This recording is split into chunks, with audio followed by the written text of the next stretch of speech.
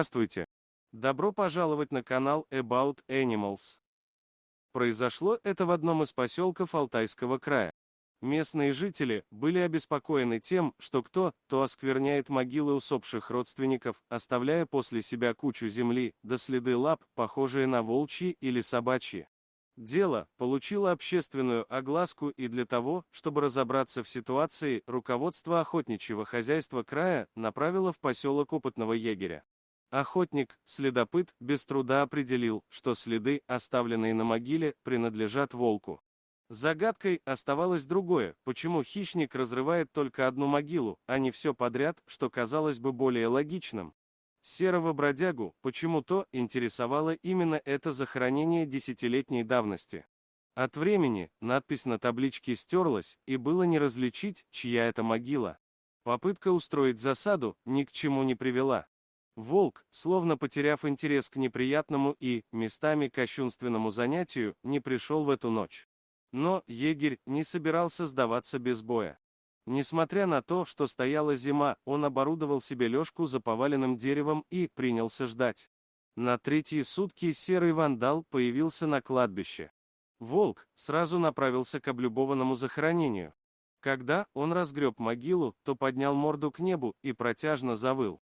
Егерю стало не по себе, когда, поймав профиль волка в перекрестии оптического прицела, он заметил на его морде слезы. Сколько ни целился мужчина, а выстрелить так и не смог. Следопыт не понимал, почему хищник оставлял метку именно здесь. Волк тем временем растворился в чаще леса. Тогда мужчина решил зайти с другой стороны, чтобы разобраться в этом странном деле. Выяснилось, что там нашел пристанище беглый заключенный, брат лесничего. 10 лет назад, усыпив бдительность охраны, он совершил побег из мест заключения. Подавшись в родные края, преступник ночью зашел переночевать к брату, чтобы поесть и сменить арестантскую робу. Он жил один, и это было на руку зеку. Лесничий не обрадовался брату, как две капли воды, похожему на него. Они не были близнецами, но различить их могла только родная мать. Между братьями произошла ссора, в результате которой рецидивист погиб. Лесничему тогда даже выписали денежную премию, выписали и объявили благодарность. Егерь решил увидеться с храбрым лесничим, не побоявшимся обезвредить брата, бандита.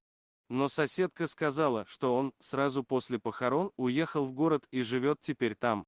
Мужчина, терзаемый сомнениями, обратился к местному участковому, который в результате дал запрос по месту жительства лесничего с целью установления его личности.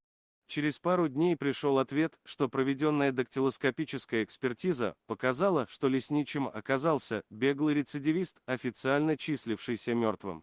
Совершив подлог, он умертвил брата и стал выдавать себя за него. Теперь его ждет суд и новый срок. Егерю удалось сохранить честное имя лесничего, не лишая при этом жизни волка. Серый хищник с тех пор перестал приходить на могилу. Для егеря остались непонятны мотивы, побудившие волка указать на подлог. Возможно, лесничий чем-то помог волку. Хотя, скорее всего, он просто добросовестно выполнял свой долг перед жителями леса. Животные, как известно, всегда отвечают добром на добро. И волк, безусловно, не стал в этой ситуации исключением. Спасибо за просмотр. Подписывайтесь на канал, где вы найдете еще много интересного. А также ставьте лайки и пишите комментарии, что думаете насчет этой истории.